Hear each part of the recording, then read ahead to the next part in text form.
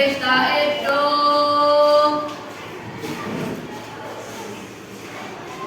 Salam.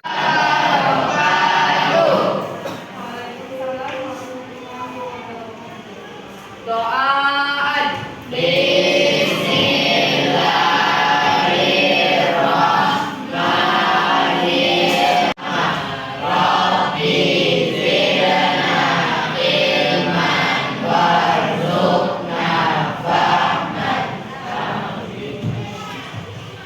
Baik, hari ini siapa aja yang nggak hadir? Nah, hari ini kita masuk di pelajaran bab 3 tentang menggapai keberkahan hidup dengan jujur dalam muamalah. Bab 3, jadi tidak ada yang ribut atau mengganggu temannya. Sebelum kita memulai pembelajaran hari ini, coba ingat tentang pelajaran sebelumnya di bab 3 materi pertama tentang apa? Hadis pertama. Hadis pertama. Baihaqi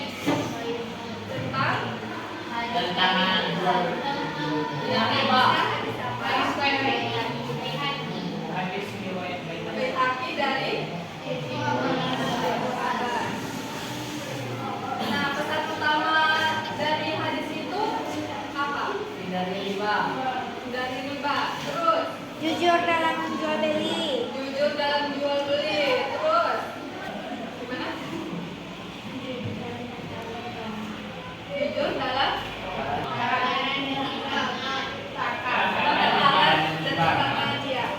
hadis materi pertama itu kan tentang takaran dan timbangan dari Ibnu Abbas.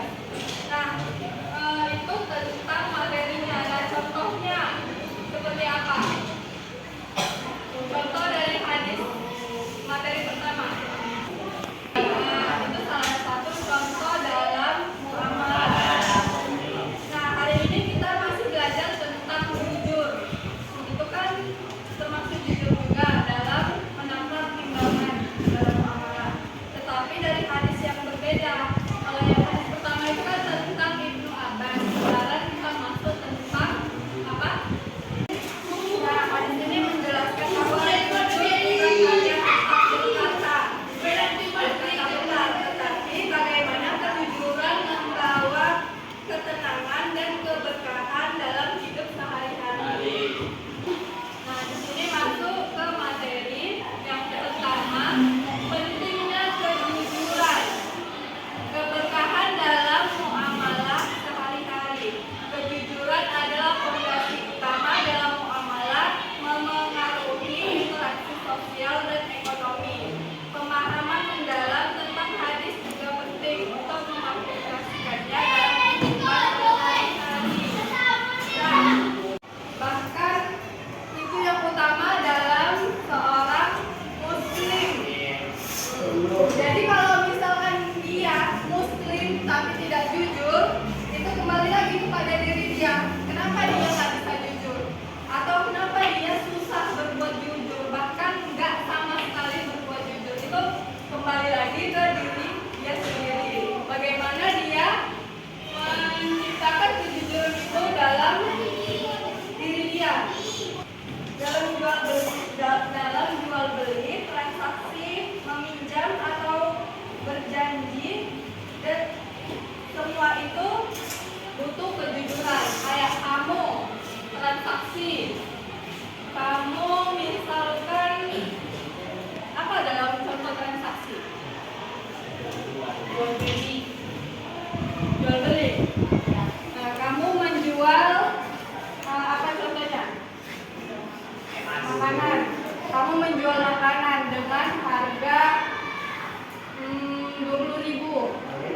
Tetapi bahan dan makanannya itu butuhnya terlalu besar. Dan kamu menjual itu harganya yang sangat tinggi. Itu juga termasuk tidak dalam kejujuran karena kamu terlalu mengambil untung besar. Boleh, tetapi nggak baik. Nah, lanjut. Ini ada hadis tentang riwayat Tirmizi. Di sini akan kita baca sama-sama, tapi terlebih dahulu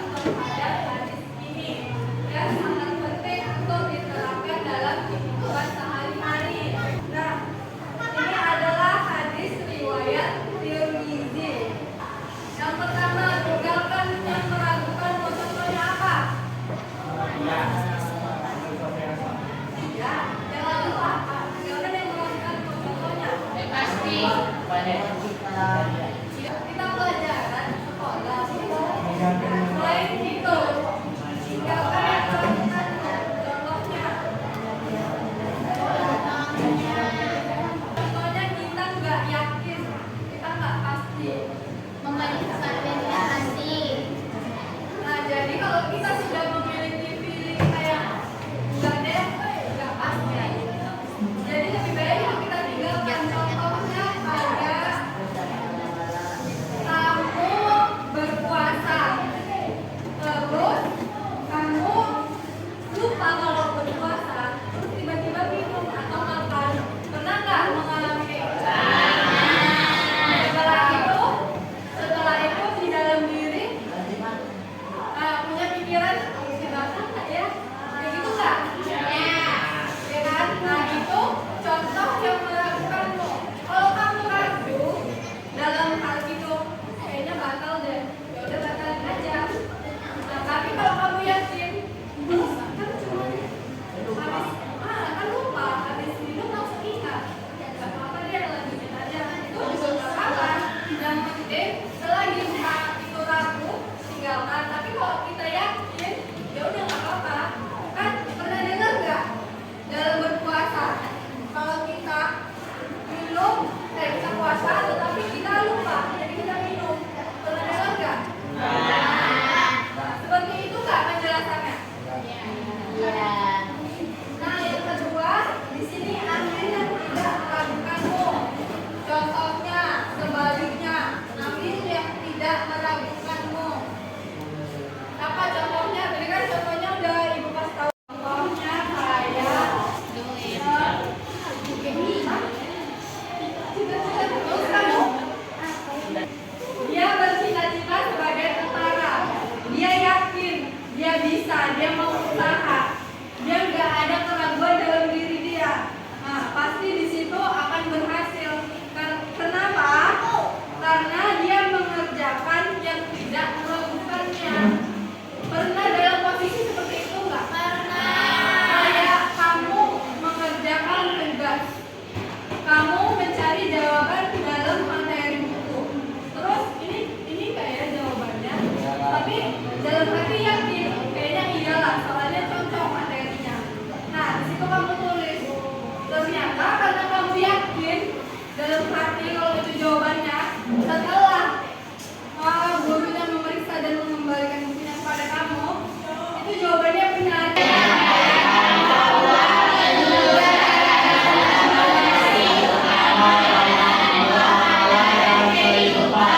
terakhir.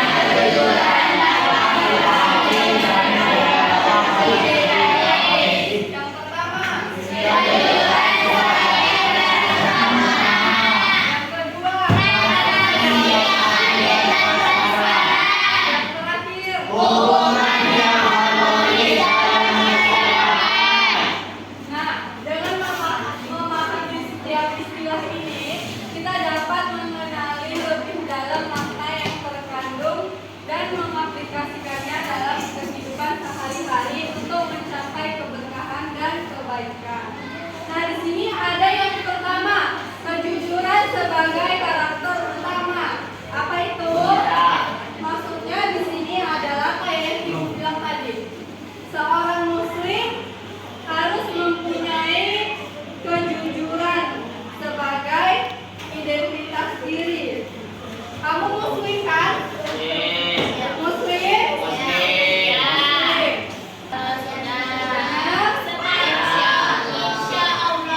Allah. Berarti nggak janji kan? Jadi lebih baik kita kerjakan daripada tidak sama sekali.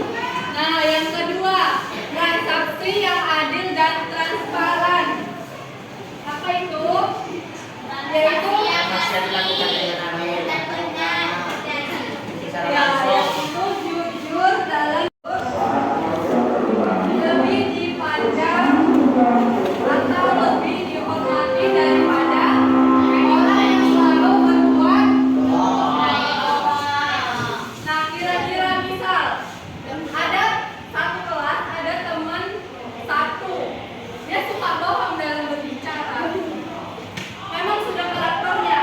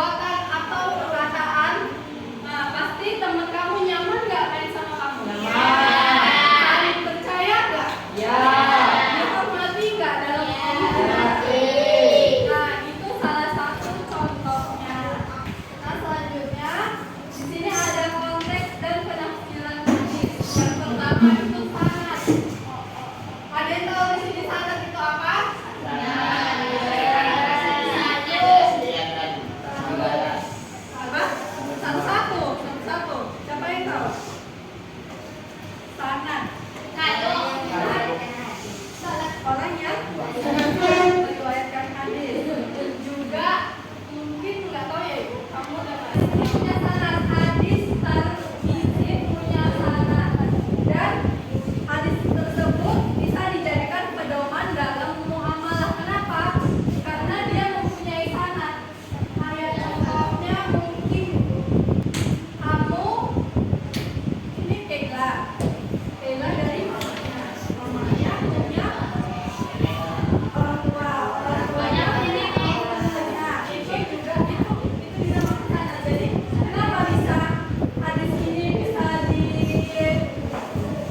dipedomankan dalam muamalah? Karena dia mempunyai sanad. Paham nggak? Selanjutnya penafsiran. Ulama memberikan penafsiran yang beragam, menekankan implikasi kejujuran dalam kehidupan sehari-hari. Nah, di sini para ulama menjelaskan bahwa hadis ini menekankan ketenangan batin yang muncul dari kejujuran. Makanya di sini kenapa hadisnya? Maksudnya di sini hadis ini sudah menjadi pedoman sejak masa Rasulullah dalam menjaga etika muamalah. Jadi kita sebagai hambanya, sebagai ciptaannya kan sudah di. Nah, selanjutnya implementasi kejujuran. Manfaat kejujuran dalam kehidupan sehari-hari. Siapa yang tahu contohnya?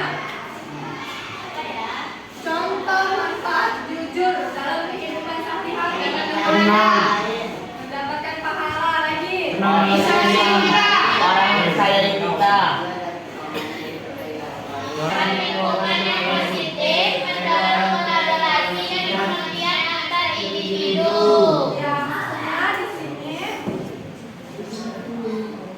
dalam berinteraksi kayak yang ibu bilang, banyak dapat teman, dipercaya orang lain, teman jadi suka sama kita. Itu juga salah satu interaksi. Kenapa? Karena kita berbuat omongan itu selalu jujur, tidak pernah berbohong. Itu salah satu contoh interaksi. Dan yang kedua, transaksi. Apa itu? Kejujuran dalam transaksi membentuk kepercayaan antara penjual dan pembeli, memastikan hubungan yang saling menguntungkan. Kejujuran dalam interaksi membentuk kepercayaan antara penjual dan pembeli. Membentuk kepercayaan antara penjual dan Pembeli. Kenapa? Karena itu sangat penting dalam transaksi. Kalau kamu tidak ada kepercayaan antara penjual dan pembeli, kira-kira pembeli itu bakal datang lagi nggak? Kira-kira dia bakal percaya lagi nggak sama dagangan? Karena selalu berkata jujur. Makanya itu membuat hati kita tenang, hati kita damai. Nah, selanjutnya di sini ada sosial. Kejujuran membangun hubungan yang kuat antar individu. Maksudnya adalah hubungan antara penjual dan pembeli, atau hubungan kamu dengan teman, kamu dengan guru, atau kamu dengan orang tua. Itu menjadi hubungan yang lebih kuat antar individu karena kesosialan kamu dengan orang lain. Paham? Nah, yang ketiga tentang materi. Kejujuran dalam bisnis meningkatkan kepercayaan pelanggan. Kayak yang ibu bilang tadi. Di sini kalau kamu jujur, itu akan meningkatkan kepercayaan pelanggan itu pada kita. Tetapi kalau sebaliknya, kamu tidak jujur, kira-kira dia percaya nggak sama kita? Enggak.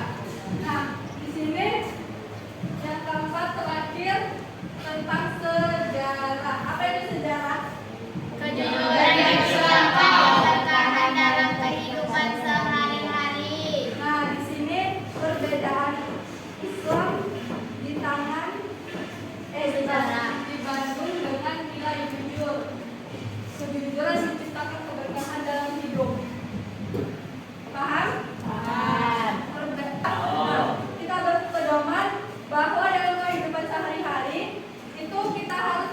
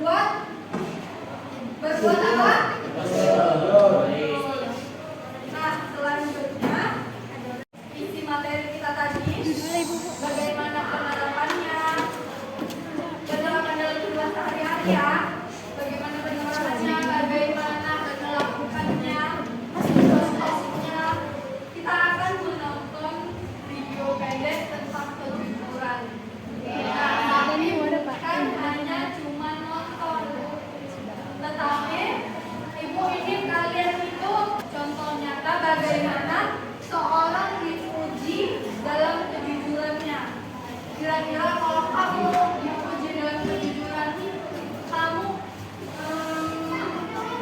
bakal tahan nggak sama posisi itu? Enggak. Enggak? Enggak. Kalau kamu diuji dengan kejujuran, Oh iya. contohnya kayak kalau kita melakukan sesuatu itu kan pasti punya kebimbangan. Ada kayak yang membisikkan jangan, nggak apa-apa. Nah, kira-kira kalau kamu akan mendapatkan satu posisi dalam kejujuran, kira-kira kamu tahan nggak dari situasi itu? Kalau mau jujur, tergantung. Insya Allah ya. Jadi video ini tentang materi kejujuran, tapi selama nonton nanti coba perhatikan 3 hal yang dijaga itu tadi. Paham?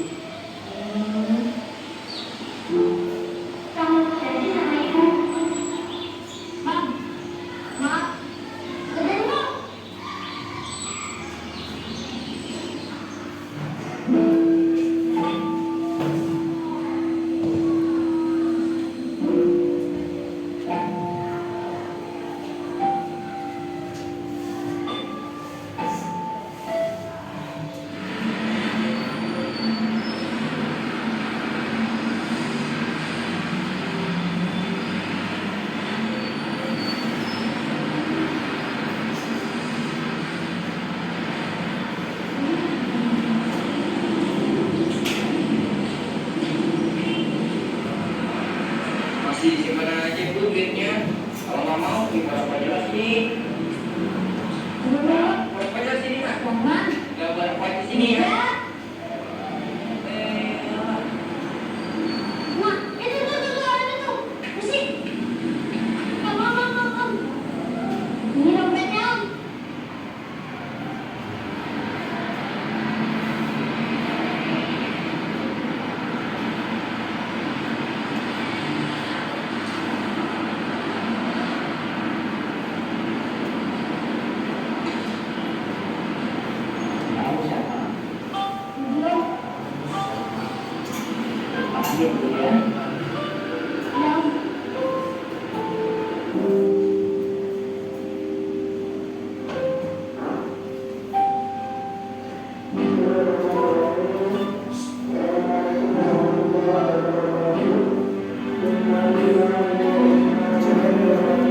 Yang pertama itu bagaimana yang menunjukkan ujian kejujuran dari anak penjual tisu tersebut. Godaan.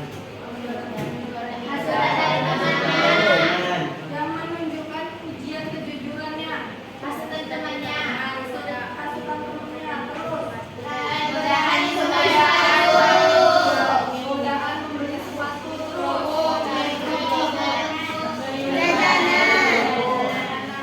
Nah, itu adalah salah satu ujian kejujuran dalam dia tahu bahwa jujur itu tidak selalu benar nggak? Ya. Setiap kali kita berbuat jujur pasti ada aja cobaan dan membuat hati kita resah. Benar? Nah, jadi melakukan kejujuran itu tidak mudah. Tidak seperti ucapan kan jujur itu cuma gini doang sih. Bisa. Tidak cuma hanya seperti kita hari ini dari video yang kita tonton tadi.